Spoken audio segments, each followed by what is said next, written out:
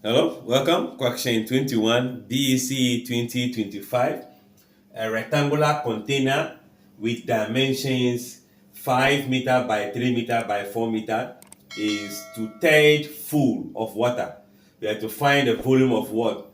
Volume occupied by the water in the container. So first of all, what is the volume of the container? So let's see, we are looking for volume. Now, how do we find volume of a container? Remember, volume is given by the length, by the breadth, by what? Height. So let me say volume of what? Container as C as a subscript. So now the lengths are given. So we have 5 meter by 3 meter by 4. This is 12, right?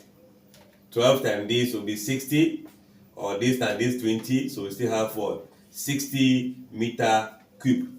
That is the maximum volume of water the container can take. But we are talking about the volume of water inside. So the volume of water, let's say volume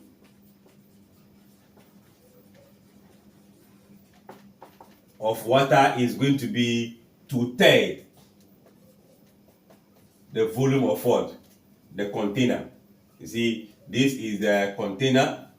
We say rectangular, right? So if I have this, so this is our container which is filled with what? Which can be filled with water. But the water is not completely. It means that when you divide the water level into 3 parts, the water is going to occupy 2 out of what? 3.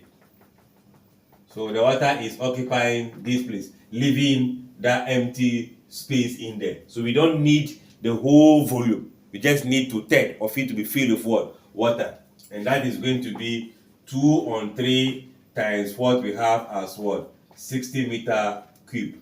This is going here 2 times. So 2 times this, 4. 4 times 10, 40 meter what? Cube. So the volume of water, if the container have a capacity of 60 meter cube, the volume will occupy what? 40 meter cube of it. The empty space will be 20 meter cube. So what do we have? The option B become the preferred choice. All right, thanks for watching. Like, share, comment, subscribe, and come for more.